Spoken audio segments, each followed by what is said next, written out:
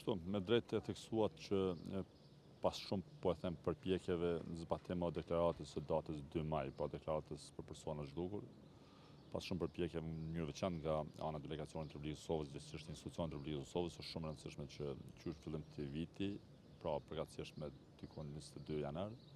është mbajtur takimi i parë i komisionit përbashkët në kuptim të zyrtarizimit apo inaugurimit të këtij komisioni si mekanizëm që parashihet deklaratën që potencova për deklaratën e datës 2 maj. Takimi i radhës, pastaj takimi, po e them, në nivel punës, takimi punus ose në nivel të zëvendësuesve, është mbajtur pastaj në muajin prill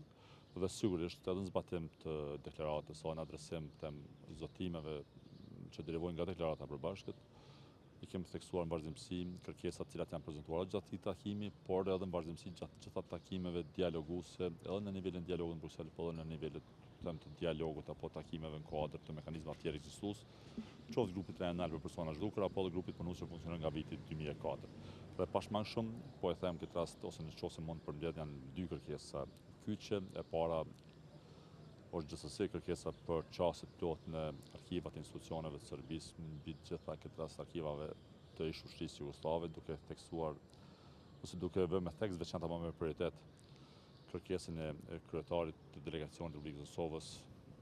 në vitit 1 qershor 2023, pra dikon një muaj pas hyjjes ka hyrë fuqi deklarata, por kërkesën e zotit Hoti, adresuar për presidentin e Serbisë, po ashtu edhe për Bashkimin Evropian, përmes cilës kërkohej një qasje plot në arkivin e riklasifikuar të brigadës së motorizuar trotë 7, për gjese për krimet e përmasat gjenocidale të kryer nga Serbia, nga Ushtria Jugoslave në regionin e Drenicës. Dhe kjo lidhe pikërisht me disa prej gërmimeve për lokacione që ne ishim duke kryer ose realizuar në këtë zonë, e po ashtu lidhe edhe me varret masive në territorin ose regionin e Rashkës. Tani më kemi dy raste të konfirmuara, pra është lokacioni kurorë në Rudnicë dhe lokacioni në afërsitë të Shminjerës në Krizhevak. Dhe nga këto dy lokacione, pra gjatë gërmimeve që janë realizuar, po them për një periudhë diku 10 vite, për shkak të politizimit të vazhdueshëm këtij procesi nga pala serbe, por ka ndodhur kjo vonesa për më shumë se 10 vite në këto dy lokacione. Kem pasur, ose ka ndodhur zhvarrimi dhe gjetja e mbetëve mortore ose kufomave të gjatë në viktimave të luftës, kryesisht nga masakra e Rezallës, masakra Çkatovës vjetër dhe Zabeli Ult. Sigurisht që nëse i referohemi danave qysh në vitin 2010, pra kur ishte rikthyer në agjend lokacioni i Rashkës, dana që vinë pikërisht në mediat edhe në Serbi, pra deklaratat zyrtare të zyrtarëve të institucioneve të Serbisë, si Komisioni Qevetar apo dhe Prokurisë për krime lufte, pritej që në këtë lokacion të gjenden, sipas danave gjithmonë të vitit 2010, po them, mbetjet mortore ose kufomat e viktimave të dikon 250 viktimave. Dhe aktualisht ne po flasim për gjallëtën e viktima që janë zhvorosur nga ky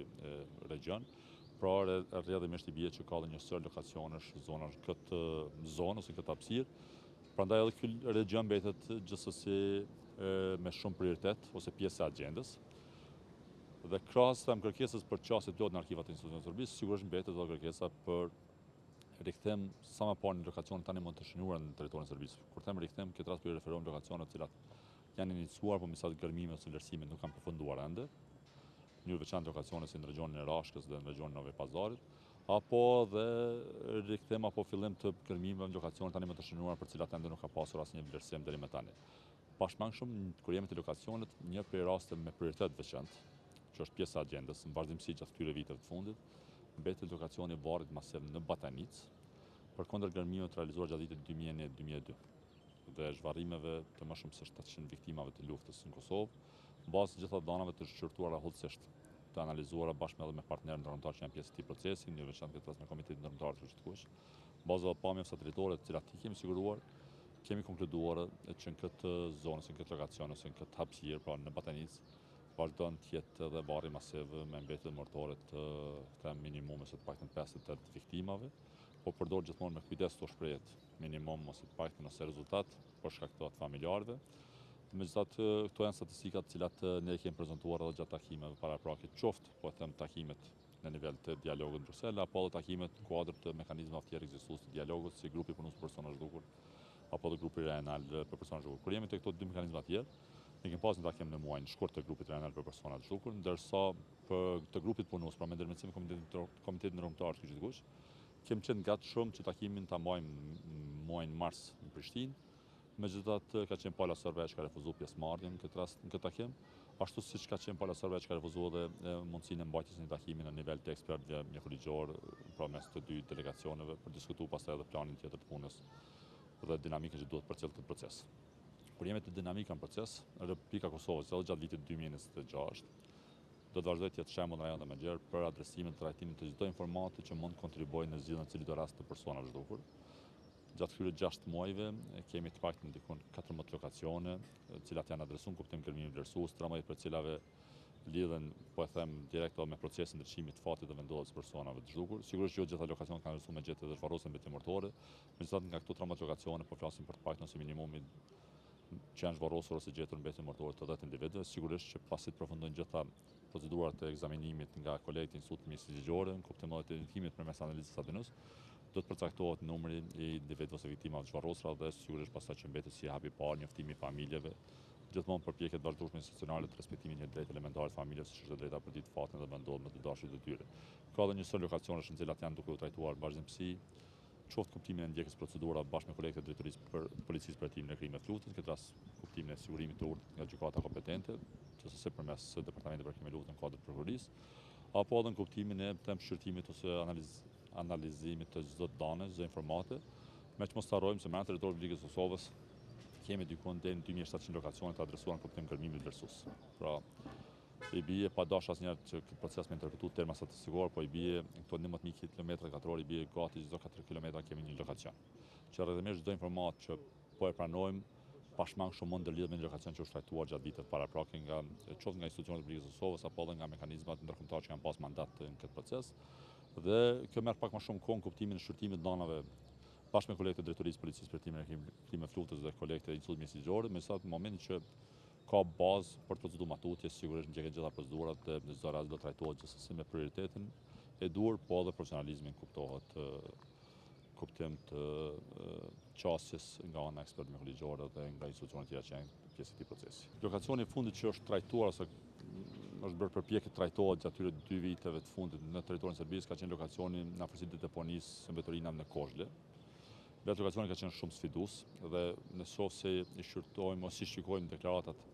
para 2 vite me rastin e fillimit të kërkimit të lokacion, ndër tjera kem shprehje po them kushtimisht edhe një dro ose shqetësim.